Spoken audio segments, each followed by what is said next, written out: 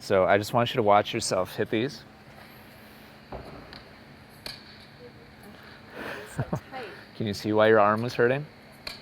Yeah, like I don't even allow myself to extend the whole way. Like it's just a constant check mark here. Like a right angle. Last 3. Oh yeah, and then there's some of this. Yeah, it's Oh, it's ugly. it hurts. It's ugly. Like it hurts my arm. Watch it. Honestly, holy cow. So just hold that in your mind for a moment. Compared to these hits, the same position, it's about the same speed of ball you're receiving. Oh God, it's like so much extension. Oh, it's night and day, Ian. Normally what I end up focusing on with people on the forehand is turning the body early. And so the kind of the key marker that I like to look for is at contact, is the chest parallel to the baseline and are the hips parallel to the baseline? And so when the answer is yes, that means that the body made a big transition forwards before the ball got there. Okay. Now, when the big parts of the body do the work, that means that energy going through the racket is being provided by the most stable, most strong parts of the body, which is fantastic. And that's the opposite of what most amateur players do. Most amateur players are very passive with the big parts of the body and very active with the small parts of the body. So just watch the big parts and the small parts. Big parts meaning, basically you can just focus on the logo on his shirt, how it transitions before contact. And then after contact, we're gonna watch for what his racket does. So you're just gonna notice it's very relaxed and loose and kind of like passive. But I also want you to notice where his strings are facing. At contact, his strings are facing his target. And then after contact, watch how his racket turns and rotates. So that afterwards, his strings are facing towards the crowd on the other side of his body. So there's this rotation that occurs. And it's because he began a circular path to the ball, and that circular path continues through contact. And so there's this circular kind of flow of energy that happens through contact and into the finish. And it's happening not because Roger is like, I need to make the racket turn in a circular path, so I'm going to make it go here and then here and then here. It's happening because he's just allowing the racket's momentum to keep moving uninhibited. And that's like universal. It doesn't matter which professional player we look at. Here's Victoria Azarenka. She's like an incredible example of using the big parts of the body really strongly. So watch how much her hips and her shoulders turn before the ball gets there. Oh, wow, yeah. And then watch how the racket does the same thing we looked at with Roger, where it turns and rotates and finishes with the strings facing towards the crowd afterwards. So when I watch your forehands, the good news is that you're doing a fantastic job of that most of the time. Really? I think I never do it. Do you remember the kind of the benchmark I mentioned with Roger? Parallel to the baseline. So your shoulders here are totally parallel. Your hips are almost. You're in a little bit different stance than him, so because you're a little bit more closed, you're not going to quite get fully, facing forwards. This basically is like a perfect example of how to use the big parts of the body. And so you're like well down the path on that most important thing. Now, the whole purpose of the big parts doing that much work is to allow the small parts to be passive and relaxed. Do you remember the path that Rogers and Victoria's racket took after contact? Full rotation. So watch your finish here. Oh, God. Your racket is actually twisting and turning the opposite direction that theirs was. Their hand smoothly rotated and continued that circle. Downwards and turned over. Am I doing that? You're actually twisting upwards. That's weird. And so you can see a lot more like tightness and tension there And it varies from shot to shot. Let's look at a couple. Okay, so here's swing number 2. So this isn't quite parallel with the shoulders. This is what I meant by B+, but it's still really solid. Okay. Like you still used your body really, really well. And so we've got lots of strength and stability with the big parts of the body. Let's see what the arm and the hand does. So this time the racket actually just kind of locks in and stays square the whole way around. So your racket hit your contact position and you just like kept it there the whole way around. There's no, that's the perfect word for it. That's gotta be tiring. I agree. To what parts of the body? Like, yeah. I mean, it explains why I had tennis elbow for Yeah. 2 years. Yeah. All right, Liz, so we're gonna start off with a series of shadow swings. And we're only gonna have 2 thoughts, or focus points. Focus point number 1 is really ensuring that the body is leading the swing and initiating and kind of being the primary energy source. And so I want you to just mentally, it's not going to take a lot of focus for you, I don't think, because you're already doing a good job of it. Just make sure that you're continuing to initiate with your body. Okay. And then focus point number 2 is once the body starts to pull the arm forwards, I want you to just make your arm as limp and passive and like, I don't want you to think about making it do anything besides just be completely, I don't have another synonym for passive. And now I want you to cut the effort you're putting in and like quarter. So bring the speed way down so you can really feel what you're doing. Good. Yep. So your hips and your shoulders are leading the motion and your arm is following behind, totally passively. I just want you to watch yourself for a couple seconds here. Okay. What if you could hit a ball like that? Would that be nice? Yeah, it'd be a lot less work. Yeah, for sure. Good. Now we're just going to add one part of it. Okay. It would be great if we literally could make the arm totally passive and like have no energy there at all. It would take a lot of guesswork out of tennis.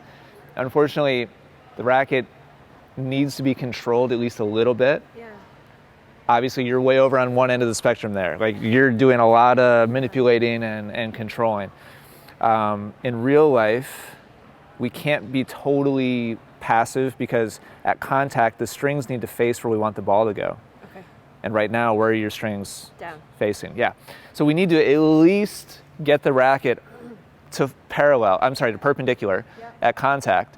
And so it's the raising of the racket to that position that starts that circular flow of energy. And then after that, the racket just keeps moving fluidly and passively. Mm-hmm. Does that make sense? Yeah.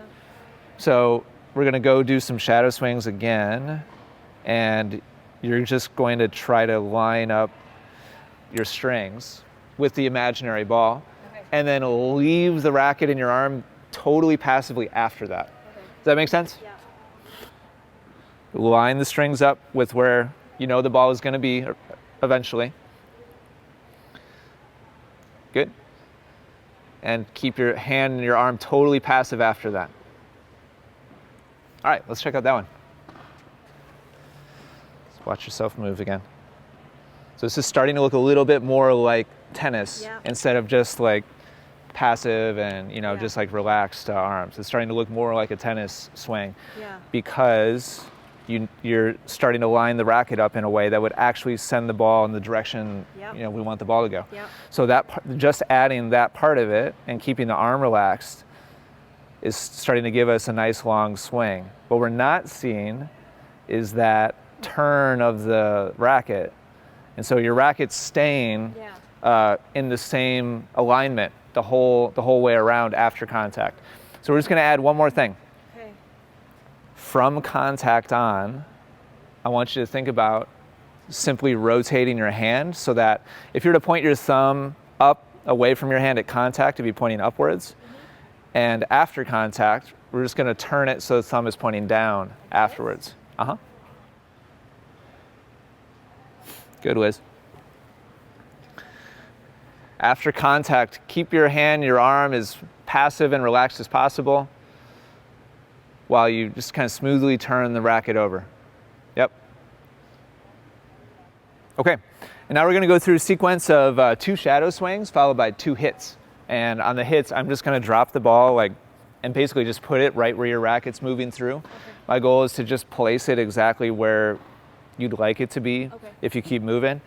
And your only goal here is just to make your arm, your forearm, your hand as passive when the ball is there as when it's not there. Okay.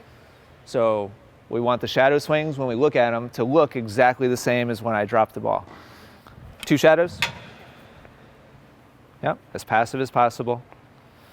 And now 2 hits, as passive as possible. Yep, passive as possible. That is just so nice. Okay, come on, come here. Let's look at that real quick. Let's watch. I'm going to play it real time first. Here's the 2. These are the last 4. So watch your movement first, without the ball. Now watch with the ball. Tell me if you see any difference. So much more relaxed. You might have actually looked more relaxed on the hits.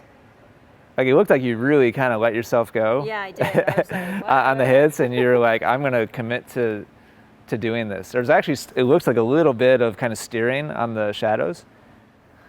I want to look at the last hit really quick. So here's that last one that you hit that you just felt really good about. Yeah. So body is still leading. We're getting a parallel, which is fantastic. Like this is a great position right here. And hopefully what we see afterwards is just totally, did you see it? Yeah, a little There's bit. still a little bit, yeah. There's I wanted to go there. I didn't see it. Ian. This is why we do video. Oh my God! Right? Yeah, right there. Right there. You're like, eh, but then you let go of it. Oh my God! It's kind of creepy, right? It's like it's in there still. All right, let's do some more. We're gonna go until we see 4, well, at least 3 out of 4 that are nice passive release of the racket. Okay. 2 more practice ones. Yep. Passive arm.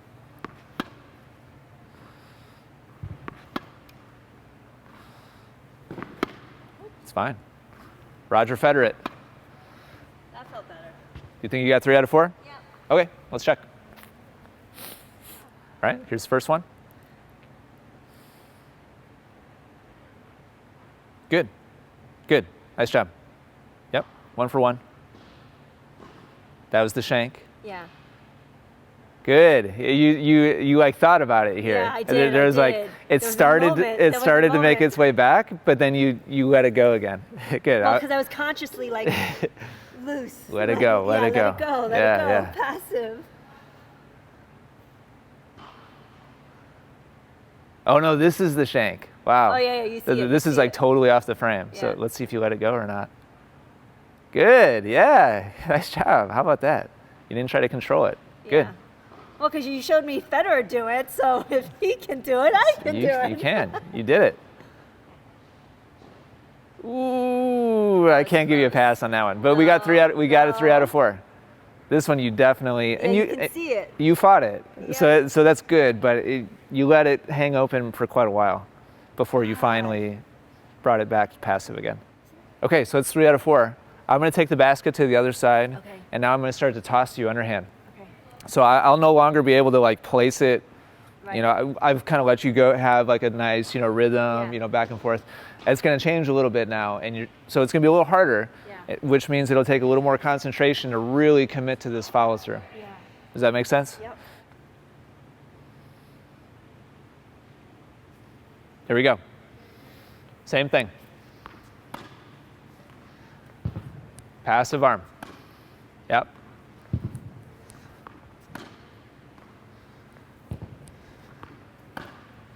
Good. I want you to watch yourself on those 4, and then we're going to move back to no man's land. Okay. You see how the racket's releasing now? Mm-hmm. Yeah, it's making the full path. Yes, exactly. And it's going all the way around to the back of your body now. Yeah, without me like being conscious of no, it. Like I'm no. just thinking. You don't need to. Yeah. Let go. Let just go. Let it move. Like the ball's gone. Like let go.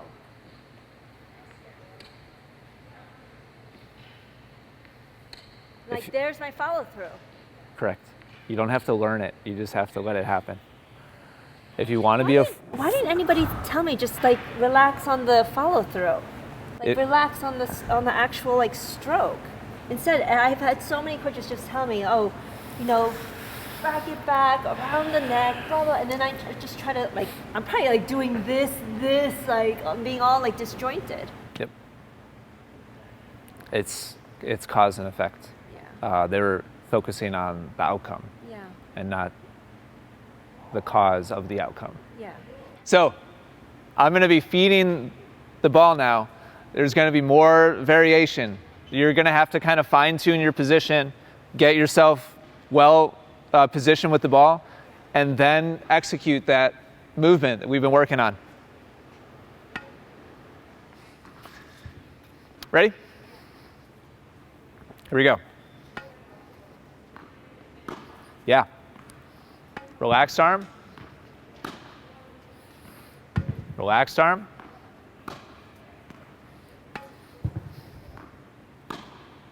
Ooh. Look at that one. I think we have a good shot. All right, let's check it. This looks promising. So a little bit on the bottom. Yeah. So there's a little bit of twist there. Good. Yeah, good. You didn't fight it. That was close. Good job. So 1 for 1. Good contact. Good. Oh. Yeah. Nice okay. job. Nice job. 2 for 2. Ooh, we haven't had a 4 out of 4. What if we get a 4 out of 4? I doubt it, that'd be Ian. big. I doubt it. Good contact. Yeah, that's really nice position at contact. Oh, come on. Oh, no. Oh. And then You see, yeah. And you're like, oh, I caught it. Like, it's okay. That's all right. So we got 2 out of 3.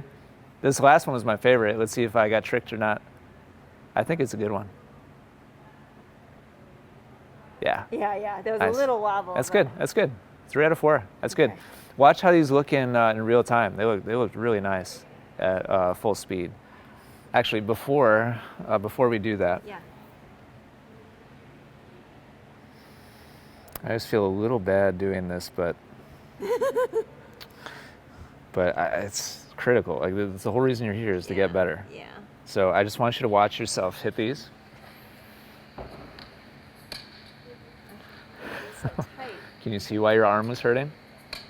Yeah, like I don't even allow myself to extend the Mm-hmm. whole way. Like it's just a constant check mark here. Like a right angle.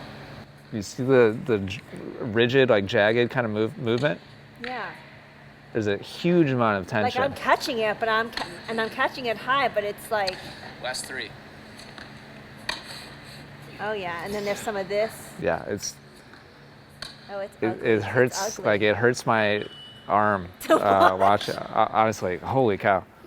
Like it's very abrupt, very tight, very Yeah. tense, and like that will lead to more pain. Like it's almost It's inevitable. guaranteed, yeah. So just hold that in your mind for a moment, and just compare what that looks like, and kind of what it feels like. You know, Yeah. like the aesthetic of it compared to these hits. The same position, it's about the same speed of ball you're Yeah. receiving.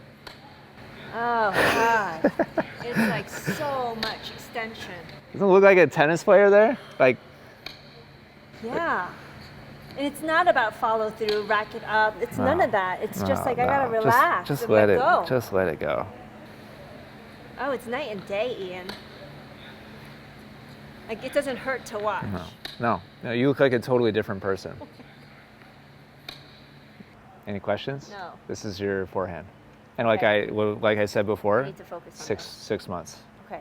Because the more and more, and we've seen it happen. We've done at least 4 distinctly different amounts of like challenge, Yeah. and we've seen each time a little bit of a dip before you Yeah. came back up again. Yeah. All right, we'll go get some lunch. Yes.